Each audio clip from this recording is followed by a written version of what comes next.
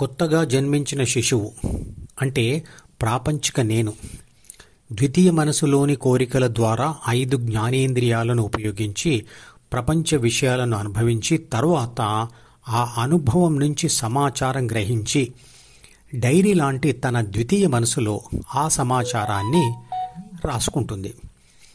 గెలుపుకు కావలసినవి సమాచారం గ్రహించడంలో, దాచుకోవడంలో, తిరిగి ఉపయోగించుకోవడంలో సమర్థత. సమాచారం గ్రహించాలంటే 1. సమాచారం ఇచ్చే విషయానికి ప్రాపంచిక నేను ఎదురుపడాలి. 2. ఆ సమాచారాన్ని లోనికి రానిచ్చే 5 జ్ఞానేంద్రియాలు అంటే కళ్ళు, చెవులు, ముక్కు, నాలుక, చర్మములు ఆరోగ్యంగా ఉండాలి. 3. అలా జ్ఞానేంద్రియాల ద్వారా మనసు వరకు వచ్చిన ఆ సమాచారం మీద ప్రాపంచిక నేను ధ్యాస పెట్టాలి, దానిని అనుభవించాలి. అప్పుడు ఆ విషయం నాకు అంటే ప్రాపంచిక నేనుకు అర్థమవుతుంది. ఇప్పటి నుంచి ప్రాపంచిక నేను అనే పదానికి బదులుగా నేను అనే పదం వాడబడుతుంది అని గ్రహించండి. గ్రహించిన సమాచారాన్ని దాచుకోవాలంటే నేను ఇది అవసరమనే స్పృహతో అంటే మనసులో దానిని మననం చేస్తూ ఉంటే అంటే పదే పదే అనుకుంటూ ఉండాలి. అలా దాచబడిన సమాచారాన్ని బయటికి తీసి ఉపయోగించడానికి సమయస్ఫూర్తి మరియు ఒత్తిడి ఆదుర్దా లేని స్థితి ఉండాలి. కొందరు విద్యార్థులు పరీక్షల్లో ఇతరులు అనేక లావాదేవీలలో ఎందుకు ఓడిపోతారు? ఎందుకంటే 1. గ్రహించడంలో బలహీనత. చదువుతున్నా లేదా తెలుసుకుంటున్న దాని మీద ఆసక్తితో సంపూర్ణ ధ్యాస పెట్టకుంటే గ్రహించిన విషయాలు తప్పులతో కూడి ఉంటాయి. 2. దాచుకోవడంలో బలహీనత. మళ్ళీ ఈ విషయం అవసరపడొచ్చనే స్పృహ లేక ఆ విషయాన్ని మననం చేయకపోవడం అంటే మళ్ళీ మళ్ళీ అనుకోకపోవడం వల్ల అది మెదడులో బలహీనంగా రాయబడి ఉంటుంది. 3.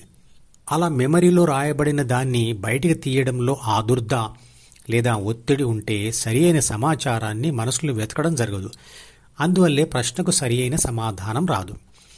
ఈ 3 కారణాల వల్ల అంటే గ్రహించడంలో, దాచుకోవడంలో, తిరిగి ఉపయోగించడంలో బలహీనత వల్ల సరిగా సమాధానం చెప్పలేకపోతారు. ఈ 3 సందర్భాలలో తీవ్ర ధ్యాస చాలా అవసరం. తీక్షణ ధ్యాస కొందరికి స్వతహాగా వస్తుంది, కొందరికి ధ్యాన సాధనతో, కొందరికి కాదు అందరికీ ధ్యాన సాధనతో అది వస్తుంది. 5 జ్ఞానేంద్రియాల ద్వారా సమాచారం మనసుకు చేరుతుంది.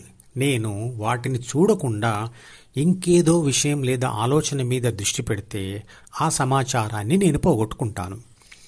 ఉదాహరణకు క్లాస్లో చెబుతున్నది చెవికి చేరుతున్నా నేను నిన్న చూసిన సినిమా పాట లేదా మాటల మీద ధ్యాస పెడితే నేను చెవి వెనకాల లేనట్లే.